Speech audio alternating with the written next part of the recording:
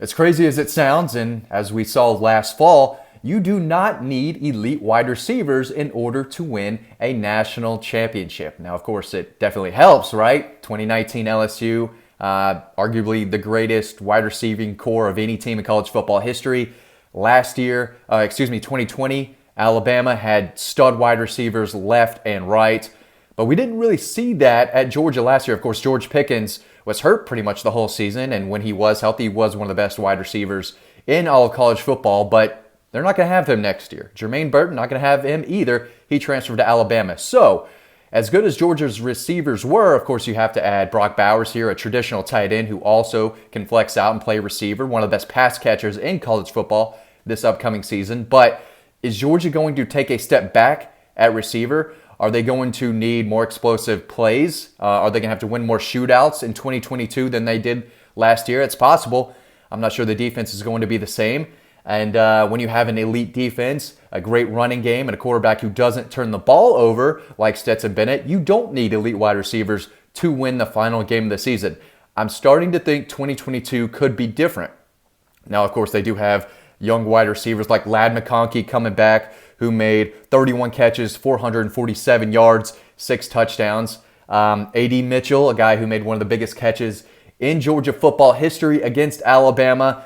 Just a freshman last year, still getting better. He had the same amount of production really as Jermaine Burton did. 29 catches, 426 yards, and 4 big touchdowns. It's a very young group, but who needs to come up and be that number one, be that top target, that killer that Alabama has, that LSU used to have, what George Pickens was. So they are losing Burton and Pickens, but do they need to bring in someone else? Is Ladd McConkey and A.D. Mitchell and Brock Bowers, your 3 top pass catchers from last year, returning?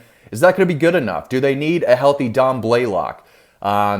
Not really going to talk about Eric Gilbert much. I know a lot of people want to talk about Eric Gilbert and his progression. We've got some inside sources very close to Gilbert and all that. And for information on Eric, you got to go to DawgPost. That's not something I can just put out there on YouTube. But he's a guy that Dean and I have covered since he was a freshman in high school. So we've got to know him and his family and people close to him very well. So we do have some inside scoop on Eric that you're going to have to go on DawgPost. But right now, I'm not sure we expect him to make a significant contribution to the team this fall. It could happen, but right now we're not expecting him to be one of the leading receivers coming back. Now, Brock Bowers is the guy. 14 touchdowns last year on 56 catches, 882 yards.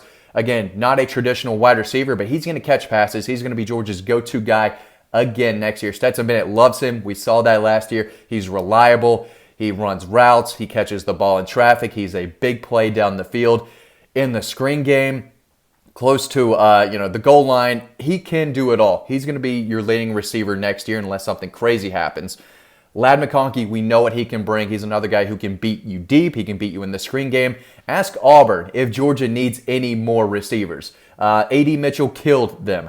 Ladd McConkey killed them, and Brock Bowers had a nice little game also. So if you're asking Auburn fans, they're telling you Georgia doesn't need another receiver, but maybe they have a shootout against Mississippi State. Maybe against Oregon. They're going to need another guy to step up besides Brock Bowers. Could a healthy Don Blaylock be that guy? I love Kearis Jackson, have for years now. He's going to be in his 5th year. Still one of the more under-the-radar guys on the team.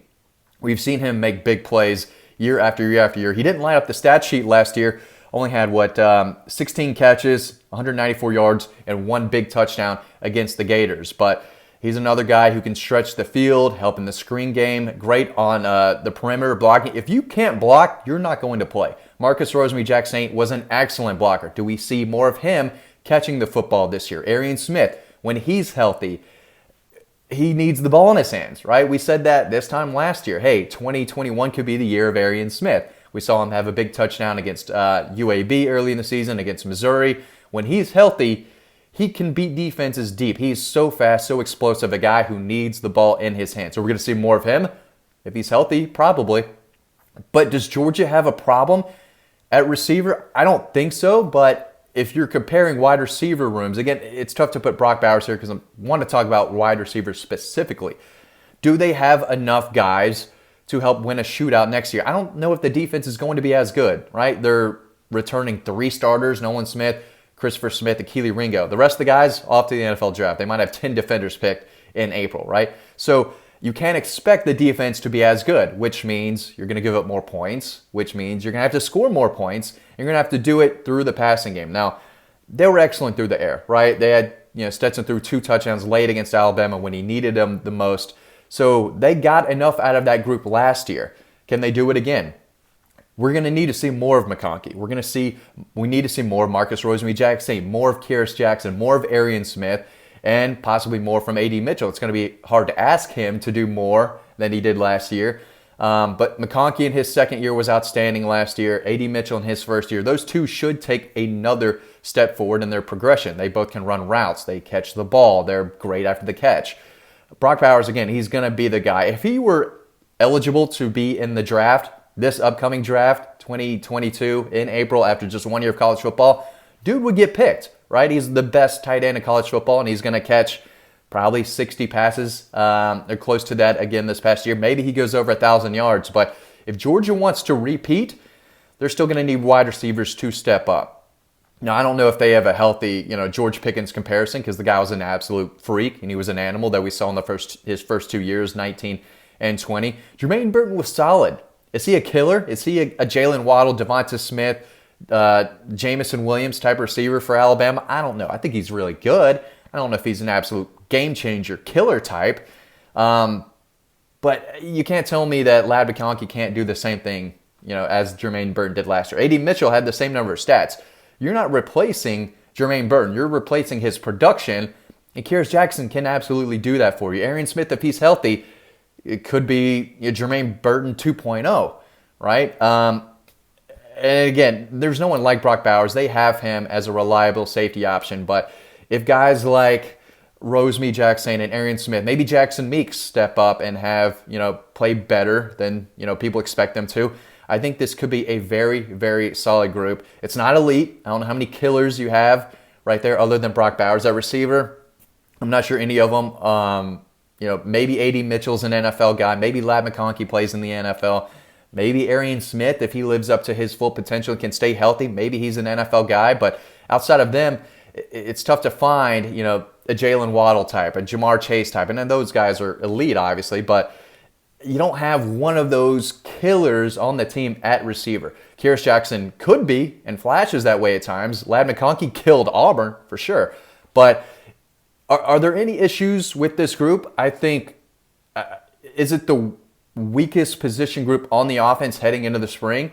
It's not the offensive line that I think could be even better. Returning quarterback Stetson Bennett, he's not your Wink Lake. Maybe to a lot of people he is. Running back, I think they're going to be fine, especially if they can add Tank Bigsby with the mess at Auburn going on. If they add Tank Bigsby, that's the number one running back room in the country. And right now they kind of already are. But at receiver is maybe where they could continue to get better and better. But going into the spring of 2022, I'm trying to look at where does Georgia need to get better if they want to repeat as champions. And I think wide receiver is one of those positions where we might need a little bit more from those guys. And I think the potential is there for those guys to have a really, really big season. Stetson Bennett's a guy who wants to take care of the football and not turn it over and distribute the ball to different guys as much as he can without throwing it to Brock Bowers on every third down or every time they're in the red zone. So just a question for y'all. Is Georgia wide receivers room going to be better in 2022 than it was last year? Are they going to be worse? Is it the weakest part on the offense heading into the spring?